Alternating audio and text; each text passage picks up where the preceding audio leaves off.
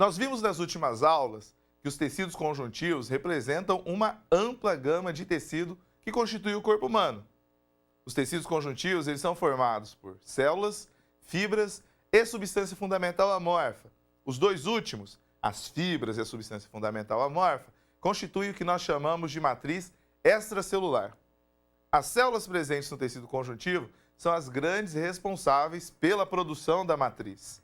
Além disso, a matriz extracelular ela é formada por uma proporção de líquido que é constituído por um material mais viscoso, um tanto mais gelatinoso, devido à presença de outras substâncias, como, por exemplo, glicosaminoglicanas, glicoproteínas e proteoglicanas. Os tecidos conjuntivos, além de apresentarem essa função de preenchimento, como nós vimos a respeito dos tecidos conectivos, apresentam também funções especializadas, como, por exemplo, os tecidos ósseo, cartilaginoso, sanguíneo. Todos eles têm uma origem mesodermal durante o desenvolvimento embrionário. Portanto, são classificados como tecidos conjuntivos especializados.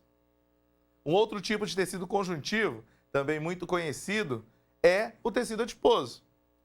Se nós abrirmos, por exemplo, um indivíduo na sua cavidade abdominal e observarmos a sua constituição interna do ponto de vista das vísceras, nós vamos observar que os órgãos, eles em parte estão rodeados por um material, um tecido esbranquiçado, às vezes até um tanto amarelado. Esse tecido é o tecido adiposo. Ele é responsável, neste caso, por exemplo, por manter as vísceras em sua posição correta. O excesso de tecido adiposo, nesse caso, ele é prejudicial. Vocês já ouviram falar de gordura abdominal ou gordura visceral? Pois então, esta gordura em excesso na cavidade abdominal pode, claro, gerar outros distúrbios metabólicos relacionados não só ao metabolismo propriamente das células, mas também a liberação de outros tipos de substâncias, de hormônios, que regulam o metabolismo. Além disso, a presença excessiva de gordura na cavidade abdominal pode levar a uma compressão dos órgãos. Os órgãos, dessa forma, ficam restritos ali dentro daquela cavidade e não podem trabalhar de maneira adequada. Muito conhecido também, o tecido adiposo, ele compõe a face externa do nosso organismo. Ele modela o nosso corpo. Um indivíduo saudável, um homem, por exemplo, vai ter de 15 a 20% da sua massa corpórea constituída por tecido adiposo, enquanto uma mulher, devido à sua natureza, possui uma quantidade um pouco maior de gordura. As mulheres normalmente possuem de 20 a 25% da sua massa corpórea composta por gordura. Normalmente, essa avaliação é utilizada ou feita por meio de alguns instrumentos, como, por exemplo, a avaliação do IMC. É uma medida relativamente fácil de fazer para se ter uma noção do quanto de tecido adiposo ou de qual a massa é ocupada por esse tecido dentro do organismo humano. O tecido adiposo, no entanto, embora ele esteja relacionado com essa modelação e o seu excesso normalmente é estigmatizado, ele está relacionado com importantes funções no organismo. Externamente, ele pode modelar o corpo, ele faz termorregulação. O que é isso? O controle da temperatura corpórea. Por exemplo, se o meio externo está muito frio, o tecido adiposo ele é responsável por fazer ou promover uma sensação de aquecimento interno. Isso é termorregulação. Além disso, o tecido adiposo ele é responsável pela liberação de muitos hormônios. Os hormônios eles fazem parte da fisiologia do nosso organismo. Da mesma forma, o excesso de tecido adiposo e a liberação de alguns hormônios pró-inflamatórios ou prejudiciais, claro, vão prejudicar o metabolismo desse indivíduo. Na pele, por exemplo, que é a parte mais externa do nosso organismo, nós observamos o tecido adiposo constituindo a sua parte mais profunda. É comum aos autores associarem a parte de tecido adiposo que fica nessa região profunda da pele como uma camada extra ou uma camada pertencente à própria pele.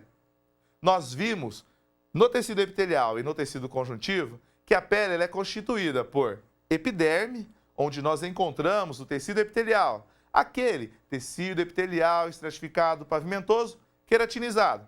Logo abaixo, irrigando e promovendo a sustentação do tecido epitelial, nós encontramos um tecido conjuntivo. Imediatamente abaixo da membrana basal, sobre a qual nós encontramos o tecido epitelial, temos um tecido conjuntivo frouxo, enriquecido em vasos sanguíneos, com poucas fibras, que é responsável principalmente pela nutrição das células epiteliais. Bem mais abaixo, chamada de derme profunda, nós encontramos um tecido um pouco mais denso, rico em fibras colágenas. Essas fibras colágenas dão sustentação para o tecido e resistência à tração.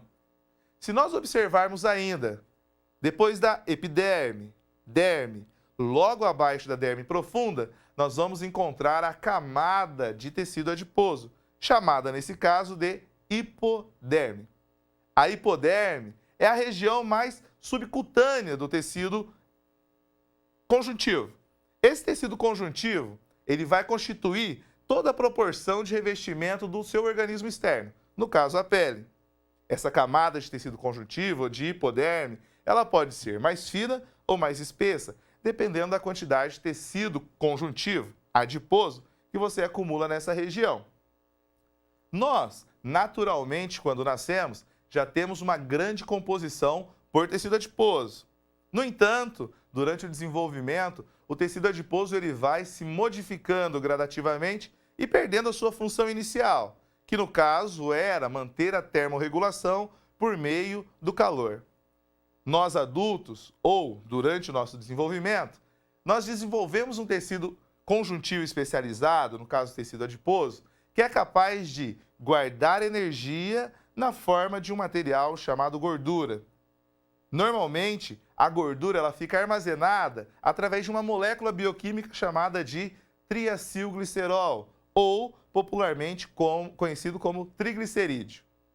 Esse ácido graxo associado a um glicerol, que fica armazenado dentro da célula adiposa, é o responsável por, em necessidade, fazer a liberação desses ácidos graxos e, por meio de beta-oxidação, fornecer energia ao organismo. O tecido adiposo, então, ele exerce inúmeras funções no meu corpo. Ele vai ser modelador, regulador térmico, liberador de substâncias e hormônios responsáveis pela manutenção do metabolismo e equilíbrio do meu corpo, e ainda ele vai ser responsável por manter as vísceras na posição correta. O tecido adiposo ele pode ser classificado de duas maneiras, dependendo do tipo de célula que nós encontramos nele. Lembrando, todo tecido adiposo é ricamente vascularizado. O primeiro tipo que nós encontramos, principalmente quando nascemos, é o tecido adiposo multilocular.